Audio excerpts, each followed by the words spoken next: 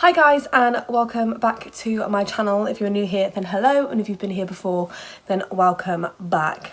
So, I generally don't know why I've decided to film on one of the hottest days. Like, I am literally sweating. My flat is literally sitting at about 30 degrees most of the time, and I'm pretty sure yesterday it was literally like 33 degrees in my flat, and I was thinking, we're gonna make it through the night, like it's too hot. But yeah, I have been trying to film this video for a few weeks now, so this video is very late coming to you guys, which is a bit annoying, but we're gonna get there. I've been trying to film this for a couple of weeks now, and obviously with having a newborn and with me saying, you know, I'm just gonna be able to film or try and film when I can, now is the time that she is fast asleep so I can try and get this filmed. So if you haven't seen from today's title, today's video is talking about the things that people don't talk about after birth and during your postpartum recovery. So that is what I am going to be talking about today. I'm going to be talking about what I experienced after birth and during my postpartum recovery. A lot of the things I didn't know could happen, even though I've done it once, but like I've said I think in previous videos, I was very young and naive and didn't really know, and do you know what I mean, that was a very long time ago. That was almost, well, that was, yeah, literally 8 years ago. So memory isn't that great. My body was definitely in better health back then. That's the gist of today's video. We're going to be talking about the things that people do not talk about. So if you are interested to see what happened to me and my experiences and the things that I think people should talk about more after birth and during postpartum recovery, then do keep on watching. So the first thing that I experienced about 2 weeks postpartum was extreme hair loss. Some people don't experience it at all, and some people don't experience it until about 4 months postpartum. But for me, this happened quite quickly. It was literally like 2 weeks after birth into my postpartum recovery. I didn't lose any hair during my pregnancy. In actual fact, it was the complete opposite, and my hair actually was growing loads, it was thicker, and my hair was just absolutely amazing. So I don't know whether that had anything to do with it. Maybe, I don't know, I just had like an overgrowth of hair and obviously wasn't losing it like a lot of people do, like every time they wash their hair. Like, I just wasn't losing any hair. So I think for me, 2 weeks after birth, I literally started to lose quite big clumps, and it definitely worried me, because I was thinking, my hair has never done this before. And like every time I washed my hair, I was collecting it on the side, thinking that surely isn't normal to lose that much hair. But in actual fact, it is. It's just one of those things that happen. Like I said, some women experience it during pregnancy. Some people experience it after. Some people don't even experience it at all. But for me, this was something that I very much experienced, and it scared me. And it's definitely something I wish I was told about, so that it didn't worry me so much. So if this does happen to you, know that it's completely normal and it does happen. And there is actually things out on the market to help with sort of hair loss after pregnancy, but obviously do consult your doctor before trying any products, obviously because your body is trying to balance hormones out, and it obviously is going through a big change after pregnancy. So always do consult your doctor on the best thing to use on your hair. I personally didn't use anything. I just sort of let my hair run its course, and now it's actually slowed down, and I'm just losing sort of like the healthy amounts that people do. So I'm not too worried now, but I wish this was something that was spoken about more, because I really was scared and thinking there is something wrong with me, because I was literally losing like chunks of hair. But it's normal, I promise. The second thing I wish people really did speak about more, and I know people are starting to talk about it a lot more, but still not enough, is the after pains. I experienced extreme after pains this time round. I didn't have any with summer, like I didn't experience any after pains whatsoever, but I was told pretty much throughout my pregnancy that the after pains after your second, and then once you continue to have more, the after pains actually get 10 times worse. I didn't actually believe that because I didn't have the after pains in my first pregnancy, so I was like, my body just doesn't give me after pains, like, okay, cool, whatever. I had them so bad, but they hit me on day 10. So you may experience some sort of after pains. They can start from literally right after birth up to, you know, 2-3 weeks later. Mine hit me on day 10. I didn't know that after pains could hit you that late on, so I thought there was something wrong with me. I thought I had an infection. I literally was doubled over in pain. I couldn't stand, I couldn't walk, I couldn't lie down and get comfy. I literally could not do anything. Paracetamol, didn't touch it. Like, it just didn't touch the pain at all. And I would just sit there and cry. I was lucky that they only lasted 3 days. Obviously I was breastfeeding as well, so that gives you more pain because it helps your womb contract down quicker. So do obviously brace yourself for that. If you are breastfeeding, your womb contracts a lot quicker if you're breastfeeding.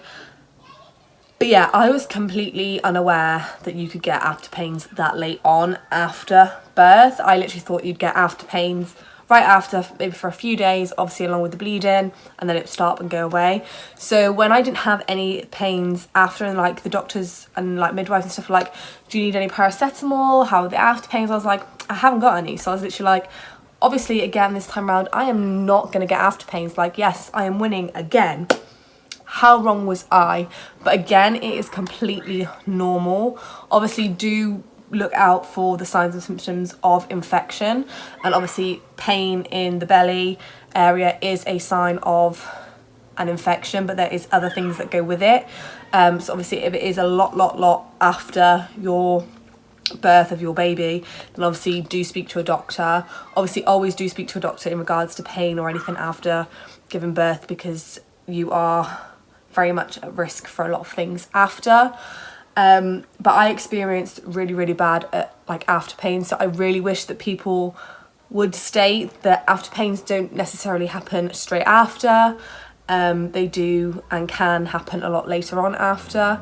The best things for it, paracetamol obviously, even though it didn't really work for me. Paracetamol, warm baths, hot water bottle, and just rest is the best thing for it. But yeah, I wish I knew about it being able to come on that late after birth. The third thing I wish people spoke about after birth and during your postpartum recovery is your first period. It's painful. I am not joking you, it was horrendous, and I'm not saying that to scare anyone, because some people don't experience a period for up to 6 months after giving birth. Some, if you're breastfeeding particularly, some women who are breastfeeding don't experience their first period for up to a year. It kind of all depends. I actually experienced mine 4 weeks after giving birth, and I tell you not, the bleed was heavier than my afterbirth bleed that obviously you get. A lot heavier and a lot more painful. Why do we not normalise talking about this? Like, it was horrendous. I literally started my first period after birth, and I literally thought, like, with the pains and obviously the heavy bleeding, I was thinking, is there something that's still trying to come away? Like, what is going on? Like, it was so painful, and it lasted a lot longer. Like, my afterbirth bleed literally lasted a week, if that, and was not heavy and not painful. So when this first period hit, I was like, God help me. Like, I know it was my body's way of literally clearing everything out, ready to start again. I know that, but we don't normalise talking about it and how painful it can be, girls, because I am telling you, it is something else. But I'm not there to scare you, because, you know, us women, we get on with it, we deal with it. It is something that we are made to do. It's just the way our bodies are built. And obviously going like 9 months or however long without having a period, your body needs to reset itself, and that's its way. And I'm guessing that's why it's so painful and so heavy. But we really should normalise talking about this after pregnancy, and just in general, like periods and things in general just are like such a taboo. Let's get talking, girls. Let's start a conversation about these things. Not just about the things that happen during pregnancy, before pregnancy, after pregnancy, postpartum recovery. Let's just talk about it all, okay? Let's normalise it. The fourth thing that I was completely unaware of, again, I have experienced it, stretch marks. Getting stretch marks after pregnancy. So as you guys know, throughout the whole of my pregnancy, I never got any stretch marks. And if you guys don't know, stretch marks are actually genetic. If you're going to get them, you're going to get them. There is no amount of creams, oils or anything that's going to help. The only thing that they're going to help with is the itchiness, the burning and the redness. That's all it's going to do. If you're going to get stretch marks, you're going to get them. I didn't get any stretch marks in my first pregnancy, none at all, apart from obviously on my boobs, thighs and my hips, but they were only like little ones and faded really, really quickly. After pregnancy, I started to notice I had some on my lower belly. I think in my vlog before this where I gave a postpartum update, if you haven't seen it, I will link it. I'm not sure how far into the video it is, but I showed you guys my stretch marks, and I know to a lot of people they're not going to seem that major because they're not, but to me it was quite a shock because I didn't actually realise that you could get stretch marks after pregnancy. Not that they bother me, they don't bother me at all, because it shows me that my body has been able to carry 2 beautiful babies. It's normal, your body's stretching, your body's changing to grow another human being. It definitely takes time to love them if you never had them before, but you just got to think of it like I have grown a child safely. Like, your body has housed a baby. So yeah, definitely learn to love them, but I generally didn't think that you could get stretch marks after pregnancy. You just associate it with being pregnant where your body's stretching, you know, quick weight gain, obviously not being pregnant, all those kind of things you associate stretch marks with. You don't normally associate it with losing weight and losing baby weight, that you're then going to get them. But obviously they just weren't visual to me at first, and then I don't know, but obviously getting stretch marks is genetic. It is completely normal. Learn to love them. They happen and can happen after pregnancy, okay? Like, it is normal. The next thing that was probably one of the hardest things for me was the heaviness after giving birth. And this feeling for me actually lasted for about 2.5 weeks. So obviously once you have given birth, obviously all your organs are getting ready to drop down, and when standing up you literally feel like everything's about to fall out, like you can't breathe and like you can't stand up straight. Well, that's what I experienced anyway. Like, obviously your muscles are weak, they are literally like non-existent, so they are not keeping everything where it should be.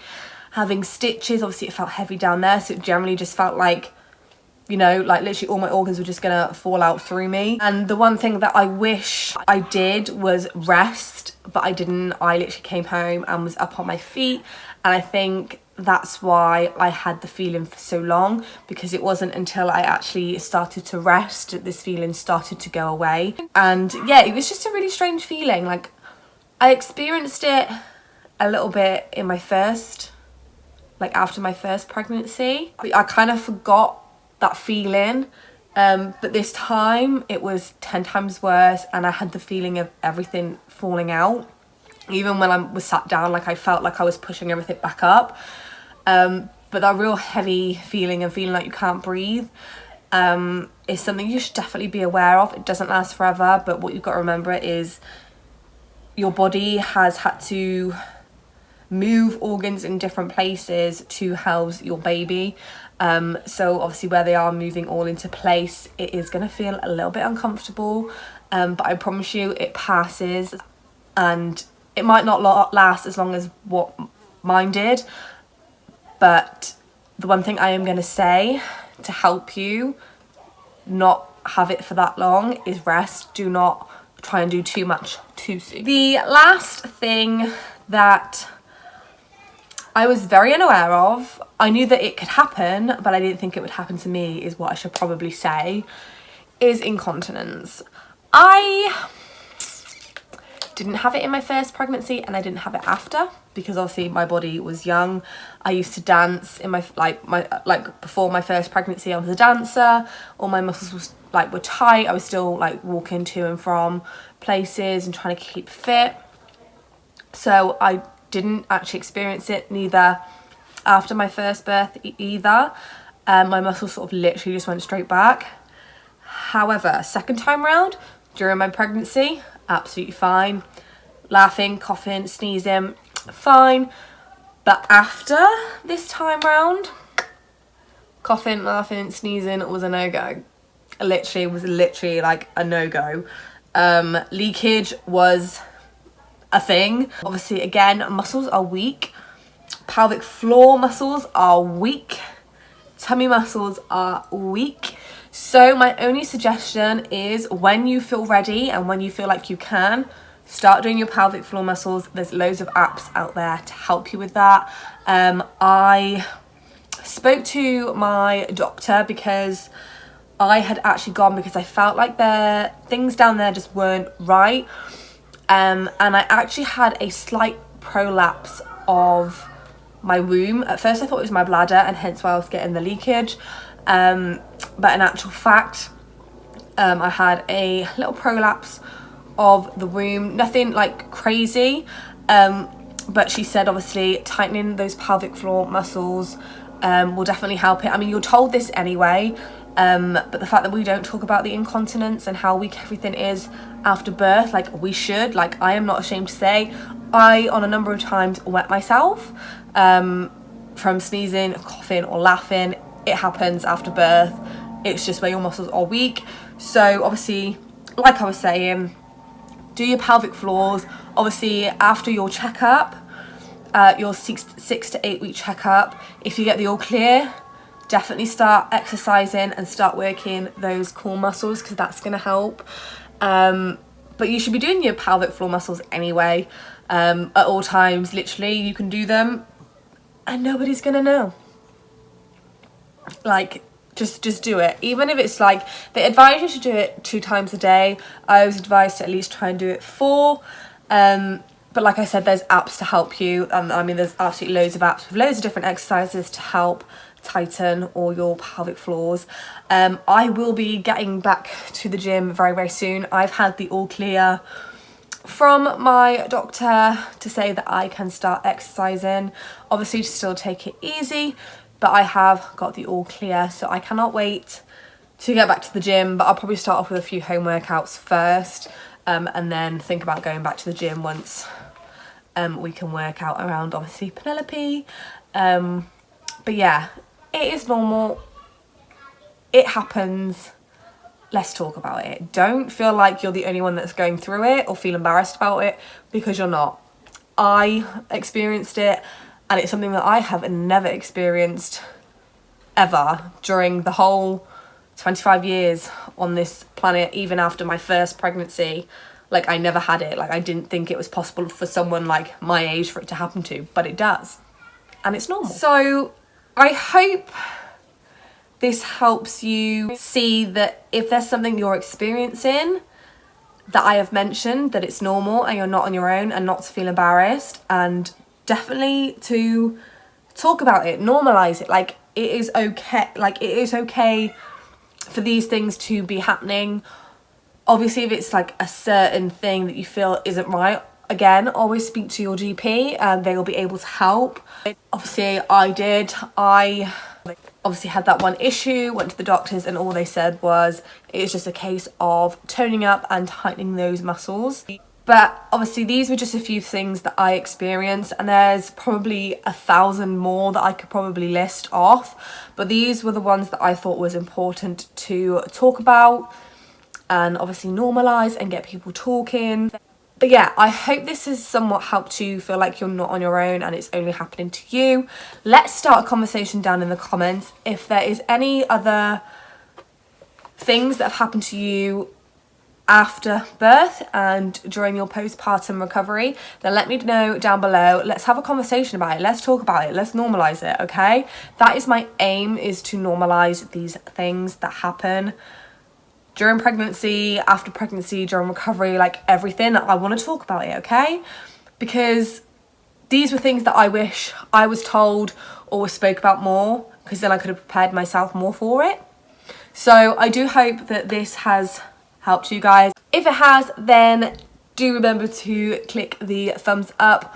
Also leave your comment down below, and also very importantly, don't forget to click the subscribe button, and I will see you guys in a brand new video very soon. Bye.